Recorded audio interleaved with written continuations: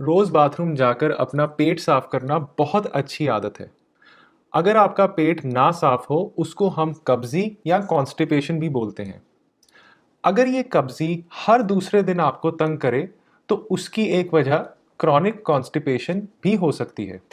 आज हम समझेंगे कि कॉन्स्टिपेशन क्यों होती है और इसको कैसे ठीक किया जाए।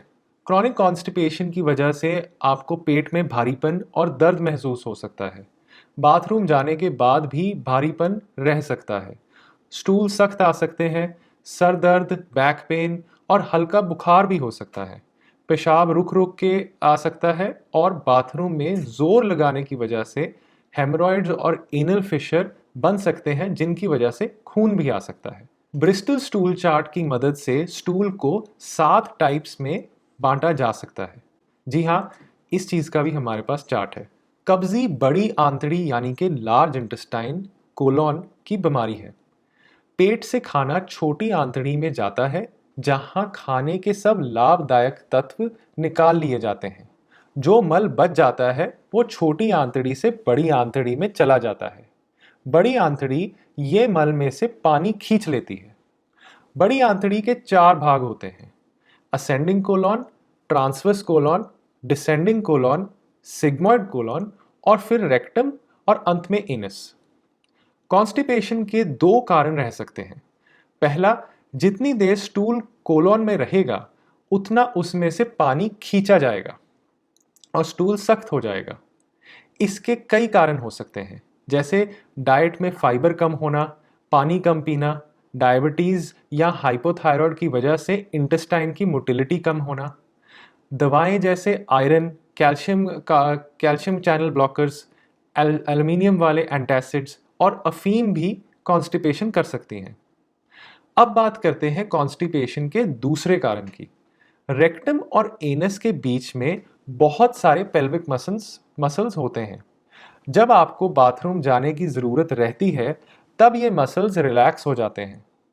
इनमें से 2 मसल्स सबसे ज़रूरी रहते हैं: एनल स्फिंक्टर और प्यूबोरेक्टालिस। प्यूबोरेक्टालिस गुलेल की तरह रेक्टम को पकड़े रखता है। अगर इसमें तनाव हो, ये रेक्टम को बंद कर सकता है, जिसकी वजह से आपका पेट पूरी तरह साफ नहीं रहेगा। इंडियन स्क्वाट सीट का प्रयोग करके या वेस्टर्न सीट पर बैठ के पैरों के नीचे स्टूल रखकर एनोरेक्टल एंगल को कम किया जा सकता है, जिससे स्टूल पास करने में आसानी होगी। पेल्विक मसल्स को कीगल्स एक्सरसाइज के जरिए भी मजबूत किया जा सकता है। अगर आपकी कॉन्स्टिपेशन का कारण आपकी डाइट है तो उसमें फाइबर को शामिल करना बहुत ज़रूरी है। इसकी डेली रिक्वायरमेंट 25 से 35 ग्राम की रहती है। फाइबर को हमारी बॉडी पचा नहीं सकती और ना ही अब्जॉर्ब कर सकती है, इसीलिए ये बाकी खानों को हजम करने में बहुत मदद करता है। ये स्टूल में कंसिस्टेंसी लेकर आता है और वेट लॉस भी करता है। फाइबर 2 प्रकार का होता है: पानी में घुलने वाला सॉल्युबल फाइबर जैसे ओट्स, दाल, राजमा, मटर, फ्रूट्स, प्रून्स, चिया सीड्स, और पानी में ना घुलने वाला इनसॉल्युबल फाइबर जैसे गेहूं का हस्क, पॉपकॉर्न और मोटा पीसा हुआ कोई भी आटा। फाइबर खाने से कोलेस्ट्रॉल भी कम होता है, हार्ट डिजीज और स्ट्रोक का रिस्क भी कम होता है।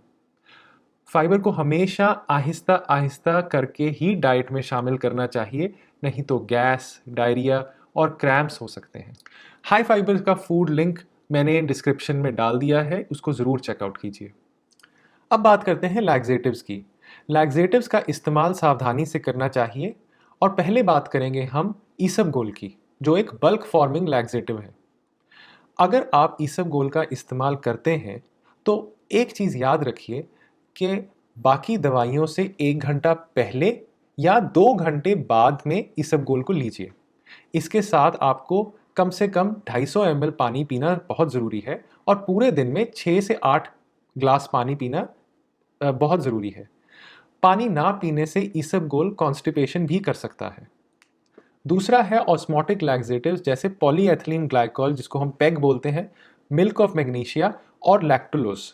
ये इंटेस्टाइन में अब्जॉर्ब नहीं होते और पानी को इंटेस्टाइन से खींच के स्टूल में डालकर उसको सॉफ्ट करते हैं। इनसे आप बाथरूम भी ज़्यादा जाएंगे और स्टूल की कंसिस्टेंसी भी ठीक हो जाएगी। पेग और मिल्क ऑफ मैग्नीशिया का इस्तेमाल हार्ट और गुर्दे के मरीजों के लिए सही नहीं है। तीसरी बात करेंगे स्टिमुलेंट लैक्सेटिव्स जैसे कि बीसाकॉर्डिल और सेना की। बीसाकॉर्डिल और सेना इंटेस्टाइन में जाकर इलेक्ट्रोलाइट ट्रांसपोर्ट में कुछ ऑल्टरेशंस करती हैं। इससे आपको 6 से 8 घंटे में कॉन्स्टिपेशन से राहत मिल सकती है।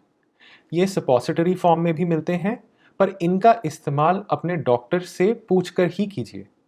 आयुर्वेदिक मेडिकेशन जैसे कि त्रिफला कब्जी के लिए बहुत सालों से यूज की जा रही है।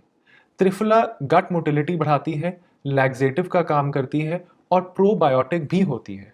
इंडिया के फेमस नॉवलिस्ट खुशवंत सिंह जब 99 साल के हुए तो उनसे एक जर्नलिस्ट ने पूछा कि उनकी लंबी उम्र का राज क्या है।